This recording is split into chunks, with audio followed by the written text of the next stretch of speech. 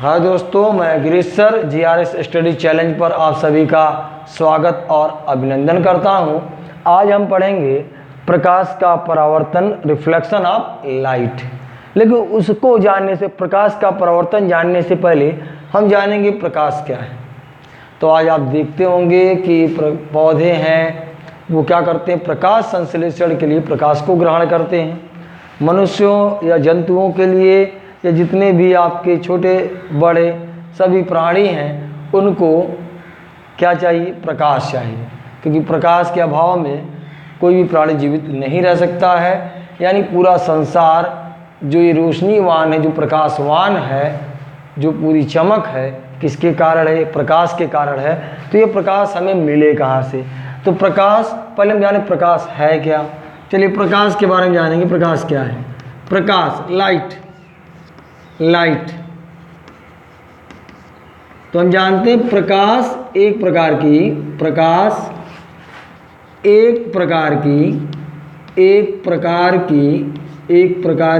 ऊर्जा है। यानी ऊर्जा माने एनर्जी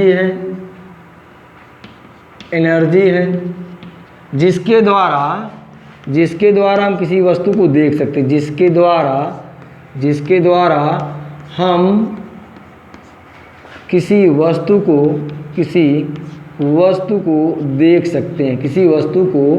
देख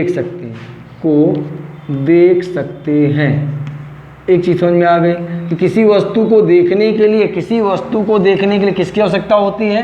प्रकाश की आवश्यकता होती है। यानी भाई कोई वस्तु हमें तभी दिखाई देगा जब उस पर प्रकाश पड़ेगा, यानी जब उस पर प्रकाश आपतित होगा तभी वस्तु हमें दिखाई देती है। लेकिन ये प्रकाश हमें प्राप्त कैसे हो या किन स्रोतों से प्राप्त किए जाते हैं? भाई प्रकाश को प्राप्त करने के स्रोत होते हैं। तो प्रकाश को प्राप्त करने के दो स्रोत हैं, एक प्राकृतिक स्रोत और एक कृत्रिम स्रोत। देखिए अब प्रकाश को प्राप्त करने के स्रोत क्या है? प्रकाश को प्राप्त करने के स्रोत क्या क्या है? प्राप्त करने के स्रोत के बारे में जान लें। स्रोत का मतलब जहाँ से ये उत्पन्न हुए, यानी प्रकाश कहाँ से उत्पन्न हुआ, कहाँ से पैदा हुआ, कहाँ से उत्सर्जित हुआ, इन तमाम चीज़ों के बारे में जानेंगे कि प्रकाश को प्राप्त करने के स्रोत कौन है। पहला स्रोत हमारा प्राकृतिक स्रोत है। प्राकृतिक स्रोत में हम क्या ले लेंगे? सूर्य और तारे ले लें। सूर्य और तारे ये हमारे क्या हो गए? प्राकृतिक स्रोत। दूसरे हमारे स्रोत हैं कृत्रिम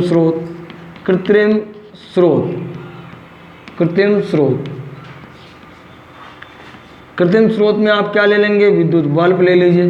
विद्युत बल्ब, लालटेन, मोमबत्ती, टार्च।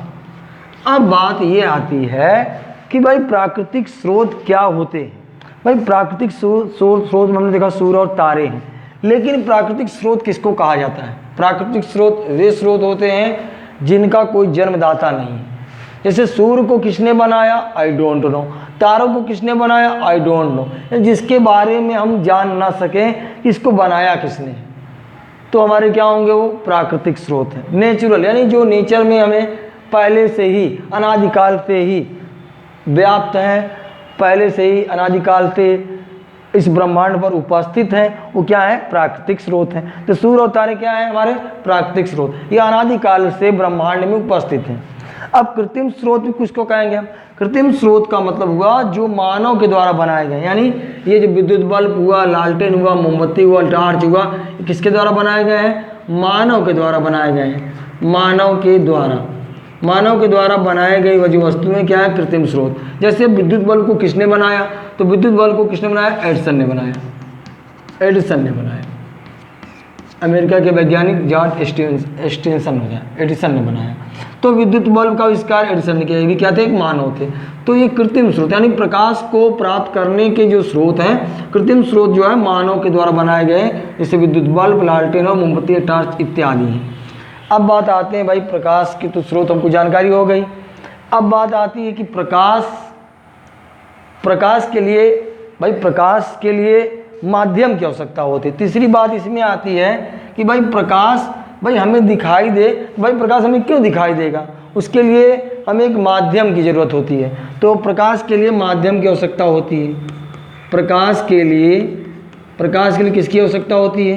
प्रकाश के लिए माध्यम की आवश्यकता होती है। प्रकाश को देखने के लिए, लिखिए, प्रकाश को देखने के लिए माध्यम की आवश्यकता होती है। माध्यम की आवश्यकता होती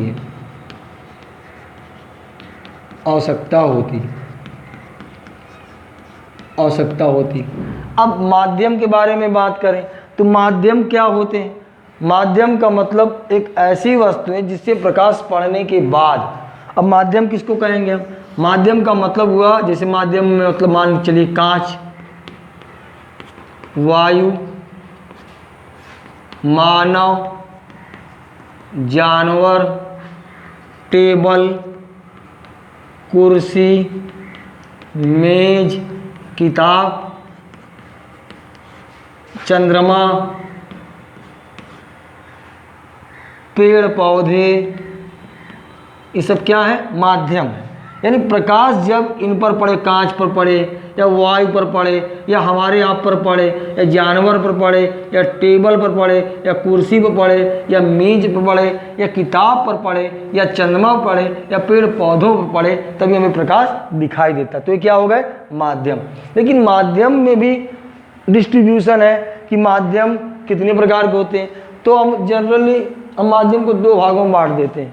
वैसे तो 3 माध्यम होते हैं, पारदर्शी, अपारदर्शी, प्रभाषक, लेकिन हम 2 माध्यम को ही यहाँ पर क्लियर करते हैं। चलिए आगे देखते हैं। अब भाई प्रकाश हमें प्राप्त हो, प्रकाश को देखने के लिए किसकी ज़रूरत पड़ती है? माध्यम की ज़रूरत पड़ती है। अब माध्यम कितने प्रकार के? प्रकाश के लिए माध्यम कौन कौन से हैं? माध्यम कौन कौन से? एक माध्यम आपका है पारदर्शी माध्यम। पारदर्शी माध्यम का मतलब हुआ जिसमें कांच, आप जिससे प्रकाश आर पार निकल जाए, जैसे कांच हुआ, वायु हुआ, भाई जल को भी आप ले सकते हैं, जल भी एक माध्यम है। तो प्रकाश, कांच, वायु, ये आपके क्या हो गए? पारदर्शी माध्यम हो गए। दूसरा आपका क्या है? अपारदर्शी माध्यम में आप ले लीजिए टेबल, जो नीचे लिखा गया, टेबल, कुर्सी, मेज, किताब,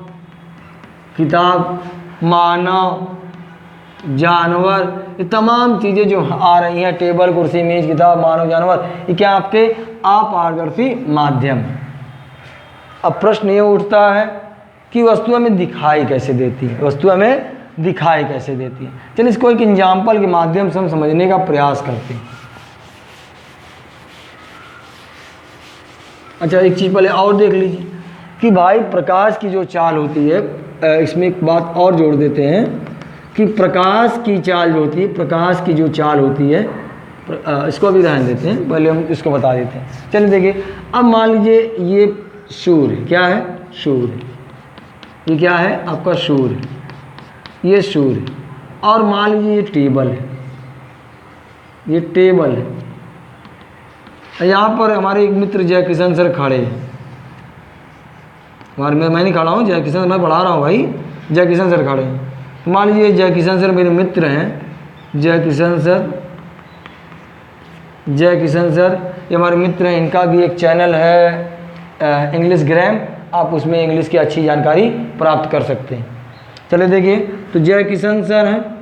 मान लीजिए सूर्य से आने वाली प्रकाश की किरणें, ये मान लीजिए सूर्य से आने वाली प्रकाश की किरणें हैं, सूर्य से आने वाली प्रकाश की किरणें। भाई सूर्य से अनंत किरणें आती है, लेकिन हम 3 ही किरणों को ले रहे हैं भाई, अनंत किरणें आती है लेकिन हम 3 किरणों को ले रहे हैं। तो मान लीजिए ये क्या हो गया? आपका सूर्य है, और ये आपकी क्या है? प्राकृतिक स्रोत है, ये प्राकृतिक स्रोत है। ये भी एक माध्यम, ये भी माध्यम है। टेबल क्या है? ये भी क्या है? आपका एक माध्यम है, माध्यम। अब प्रकाश किरणें, मान लीजिए सूर्य से आने वाली प्रकाश की किरणें इस टेबल पर आपतित होती है, कहते हैं, इसको बोलते हैं विज्ञान भाषा में आपतित होना, आपतित होती है। प्रकाश की किरणें, सूर्य से चलने वाली प्रकाश किरणें इस टेबल पर क्या होती हैं, आपतित होती हैं, और आपतित होने के बाद यहाँ से टकराने के बाद यहाँ से परावर्तित हो गई और चली आई जयकिशन सर की आँखों पर, ये हो गई परावर्तित होना।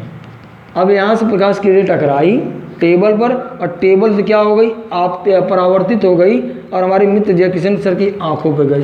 तो उन्होंने इस टेबल को देख, तो जयकिशन सर को ये टेबल दिखाई देने लगा, जयकिशन सर को ये टेबल दिखाई देने लगा। तो इसका मतलब हुआ कि प्रकाश की किरणें किसी वस्तु पर आपतित हुई और आपतित होने के बाद क्या हो गई, परावर्तित हुई किसी वस्तु पर, या मान लीजिए जयकिशन सर पर, और वहाँ जयकिशन सर ने टेबल को देखा।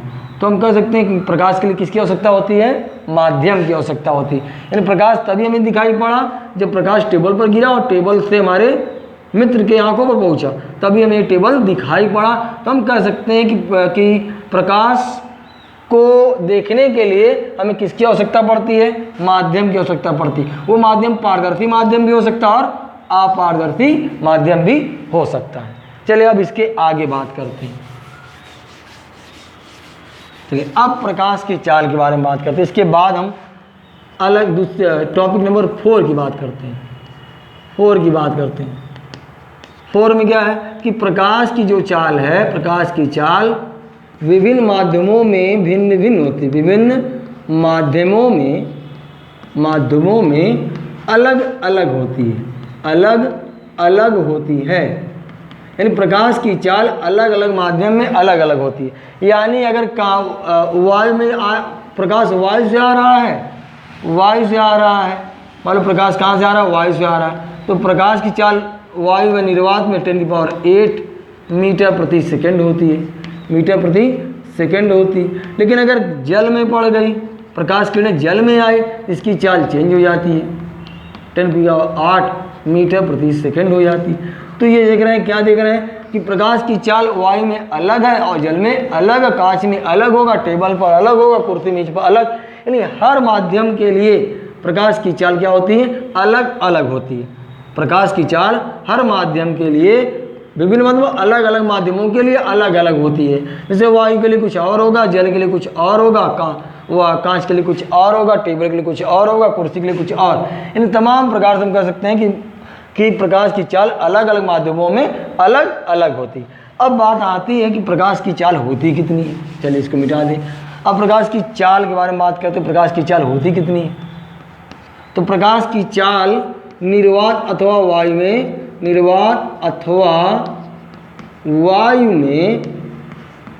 3.0 × 10⁸ मीटर प्रति सेकंड होती है। अच्छा, इसका मतलब क्या, बात बहुत से बच्चे जानते नहीं होंगे।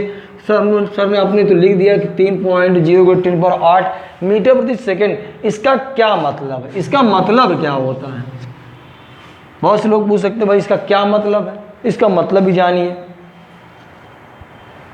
चलिए चाक भाई कम हो गया था। चलिए अब देखिए 3.0 × 10⁸ मीटर प्रति सेकंड का क्या मतलब है। इसका मतलब हुआ कि यदि प्रकाश, ऐसे समझिए 3.0 × 10⁸ का पहले मतलब क्या होता है। देखिए हम इसको लिखते 3.8 × 10⁸ माने 10 क्या थे 8 थे, 3 4 5 6 7 8, 1 2 3 4 5 6 7 8, यानी यहाँ पर लिख सकते हैं 3.0। 3 पॉइंट हटा देते हैं, 3 0 ये और 8 0, 1 2 3 4 5 6 7 8, 1 2 3 4 5 6 7 8, एक पॉइंट में दशमलव।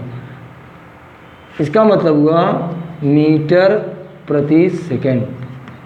अब गिनिए कितना होगा, इकाई, दहाई, सैकड़ा, हजार, 10,000, लाख, 10 लाख, करोड़, 10 करोड़।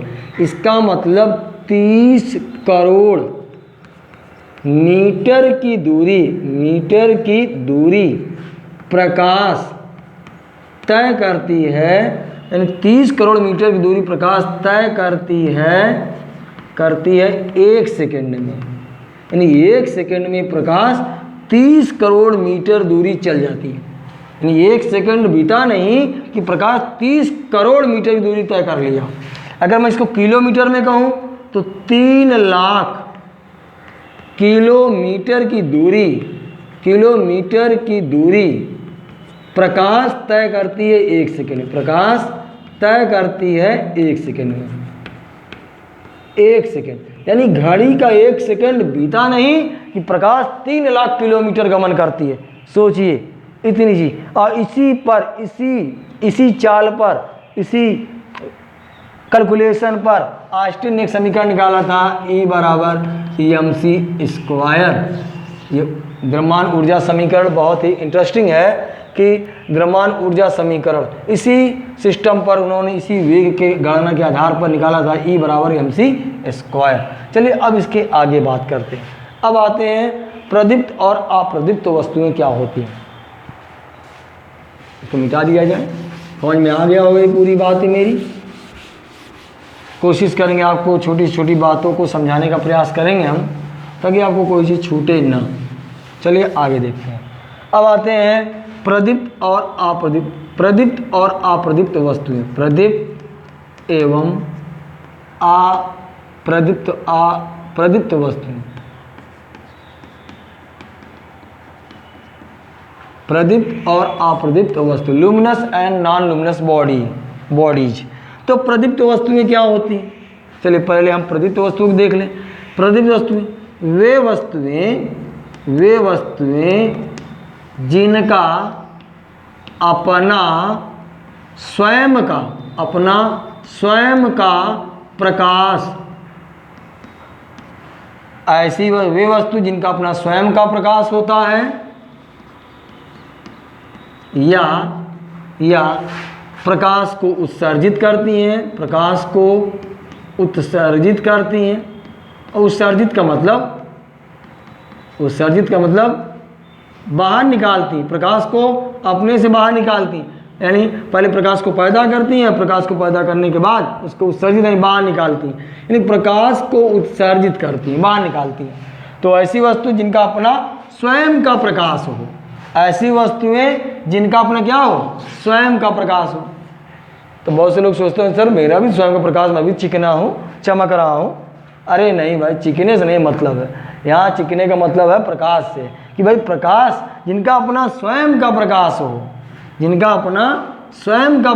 हो, उनको हम बोलते हैं प्रदीप्त वस्तु। ऐसा नहीं किया आप अपने आप को प्रदीप्त वस्तु मान लें, क्योंकि ऐसा तो नहीं है। चलिए, तो प्रदीप्त वस्तुएं वे वस्तुएं होती जिनका अपना स्वयं का प्रकाश होता है। अब अपना स्वयं प्रकाश किसका है भाई? अपना स्वयं प्रकाश किसका है भाई? मेरा तो नहीं है, सूर्य देवता का है। सूर्य क्या है? सूर्य है, तारे, इनका अपना प्रकाश है। इसके अलावा विद्युत बल्ब है, अभी हम लोग पढ़ा, विद्युत बल्ब, लालटेन, मोमबत्ती, टॉर्च, भाई इनका अपना स्वयं का प्रकाश है। जिसमें से ये प्राकृतिक स्रोत है, ये क्या है आपके प्राकृतिक स्रोत है।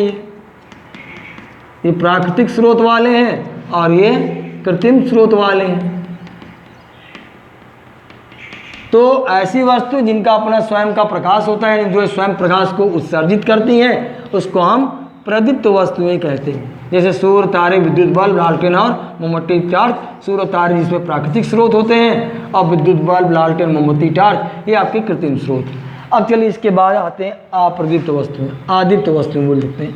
आदीप्त वस्तुएं ऐसी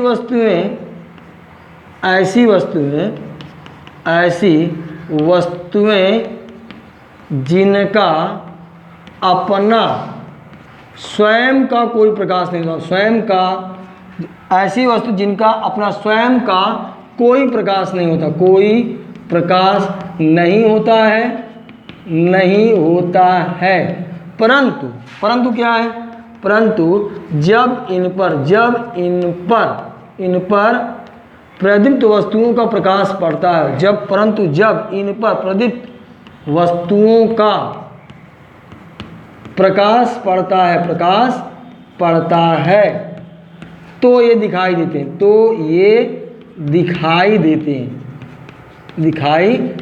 हैं। यानी ऐसी वस्तु जिनका अपना स्वयं का कोई प्रकाश नहीं है। भाई ऐसी वस्तुएं, बहुत सी वस्तु जिनका अपना स्वयं का प्रकाश नहीं है, लेकिन जब सूर्य, तारे, विद्युत बल्ब, लालटेन, मोमबत्ती, टार्च का प्रकाश इन पर पड़ता है, किस पर, इन आदित्य वस्तुओं पर पड़ता, तो ये दिखाई देने लगते हैं। जैसे अमी को ले लीजिए भाई, मानव,